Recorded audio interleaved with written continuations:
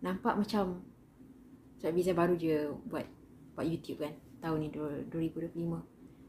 Ni apa yang kat depan ni kan Fiza sekarang ni sekarang. Okay, transformation sekarang. Kalau tengok gambar Fiza masa kecil-kecil, ya Rabbi, ya Rabbi, lain 180 darjah. Sebab Fiza masa Fiza kecil-kecil, Fiza gelap.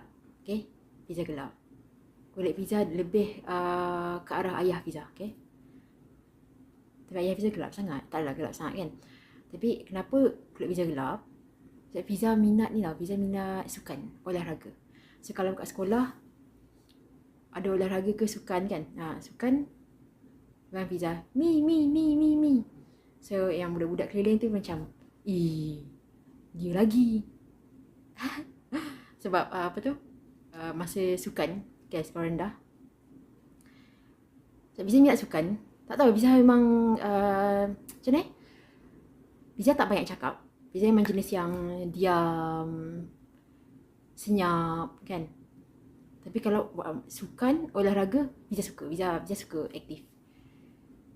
So macam budak-budak macam bagilah Chan kat kita orang. Sebab kalau Fiza masuk, dia saya nombor 1 ataupun nombor 2. 1, nombor 2. Pulun semua kan. Fiza minat. Tapi risiko dia, bila minat sport, sukan ni, selalu dekat bawah matahari.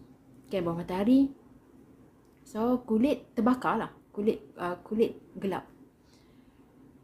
Tu lah risiko dia. Tapi masa tu budak-budak, tak kisah apa kan. Tak kisah apa. Pun tak ada nak fikir nak jaga penampilan, jaga apa tu?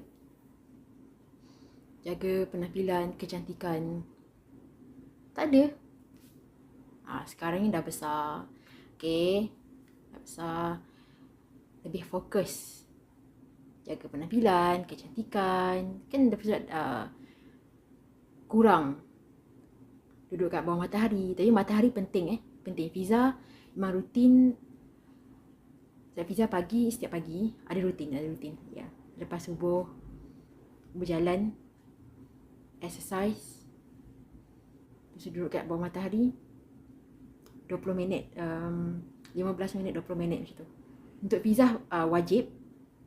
Benda tak wajib, tapi untuk Fiza, untuk kesihatan Fiza. Sebab dengan cara macam ni je, sebab Fiza masih lagi alami ni destiny swap.